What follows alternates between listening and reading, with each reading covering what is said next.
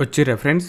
So ఇవాళ market చూసుకురు కదా, ఏదైతే ఒక లైన్ పెట్టినామో మనము ఆ లైన్ని ఇదే కదా ఫస్ట్ రిజెక్ట్ అయింది. నేను ప్లాన్ చేసిన బట్ ఇక్కడ ఫెయిల్ అయింది. ప్రాపర్ రిస్క్ ఏదైతే ఉంటుందో ఇచ్చేసి గమ్మునకు వస్తుంది.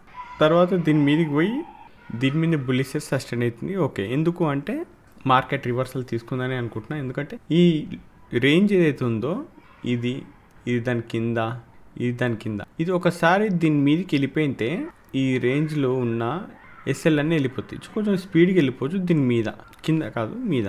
సో ఇప్పుడు ప్రస్తుతానికి ఇది ఒక రేంజ్ డ్రా చేసిన 56,983, 56,932. ఈ రేంజ్ మీద క్లోజ్ అయితే ఇదే డిమాండ్ అవుతుంది నాకు. అంటే ఈడ ప్రైస్ మీద ఓపెన్ అయ్యి క్లోజ్ అయిందనుకో ఇదే డిమాండ్ అయిపోతుంది నాకు. ఏది? ఈ రేంజ్. ఓకే, ఈ డిమాండ్ పైన కొంచెం బుల్లిష్కుంటా, కానీ క్యాండిల్ కిందనే క్లోజ్ అయిందనుకో ఇది మళ్ళీ సప్లై లాగా తీసుకుంటాను నేను. ఓకేనా? ఇవి చాలా చాలా ఇంపార్టెంట్ నాకు రేపటికి. ఇంకా వేరే ప్లాన్ అనేది ఏం లేదు దీంట్లో. నిఫ్టీలో చూసుకుంటే కొంచెం రేంజ్ పెద్దగా ఉన్నప్పటికీ కూడా ఇది ఒక డిమాండ్ రేంజ్. ఈడ రిజెక్షన్ వచ్చింది అంటే ఈడ 25,070, 25,032 రెండు లెవెల్స్ ఉన్నాయిగా. 25,070 దగ్గర రిజెక్షన్ వస్తే నేను బుల్లిష్గా ఉంటా, లేకపోతే క్యాండిల్ కొంచెం కిందికి వచ్చినా కూడా ఈ ఓవరాల్ రేంజ్ ఏదైతుందో దీంట్లో నుండి నేనైతే బుల్లిష్గా ఉంటాను. ఓకేనా? దీని కిందికి వస్తే మళ్ళీ బేరిషా అది అంటే నో, బేరిష్ సెట్ ప్లాన్ చేయను. ఇంకా ఎప్పుడైతే ఈడ కరెక్ట్గానే ఓపెన్ అయింది, ఇది ఏదో డ్రా చేసిన ఈడ ఒక లెవెల్ అనేది డ్రా చేసిన, అది కరెక్ట్గానే దగ్గర ఓపెన్ అయినప్పుడు కిందికి వచ్చి మళ్ళీ ఇది బ్రేక్ చేసింది. బ్రేక్ చేసినాక మీదనే స్ట్రాంగ్ క్లోజ్ అయింది. ఈ క్లోజింగ్ అనేది ఇంపార్టెంట్ మనకు.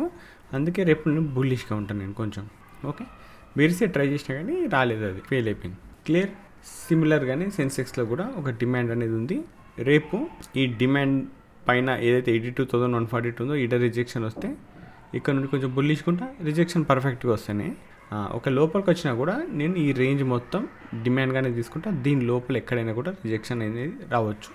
సో ఓవరాల్గా దీని రేంజ్ పైన బుల్లిష్కుంటా. ఒకసారి స్ట్రాంగ్గా డైరెక్ట్ మాకు ఎంట్రీ రాకుండా ఇట్లా క్యాండిల్ వచ్చింది అనుకుందాం, ఇట్లా వస్తే నేను ఎలాంటి ట్రేడ్ చేయను బేరిష్ సైడ్. ఓకే, ఒకటే అవకాశం, రెండోది లేదనమాట ఇక్కడ నాకు. క్రూడ్ ఏదైతే డిమాండ్ ఉండేనో ఆ డిమాండ్ టెస్ట్ కాలేదు, బట్ అక్కడక్కడనే తిరుగుతుంది. డిమాండ్ వచ్చేసి 5,760, 5,717.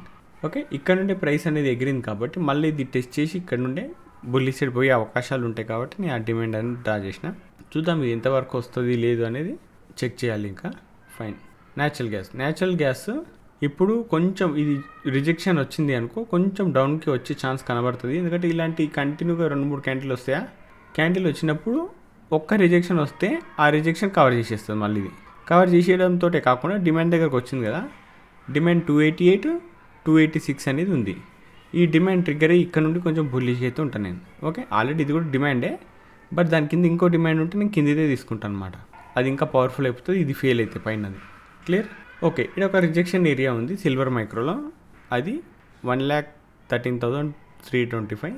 ప్రైస్ ఈడ టచ్ అయినాక ఈడ రిజెక్షన్ వచ్చింది అంటే ఇక్కడ నుండి కొంచెం బుల్లిష్గా అయితే ఉంటాను నేను.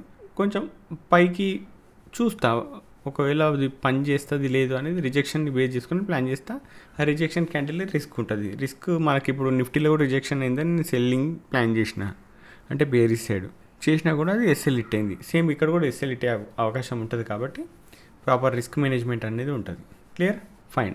సో మీకు ఒకటి అడుగుతా, మార్కెట్లో చాలా రకాల నిజాలు తర్వాత తెలుస్తుంటాయి. స్టార్టింగ్లో మనం రిటైలర్లమే కదా అందరం, అంటే ఆలోచన విధానం రిటైలర్లానే ఉంటుంది.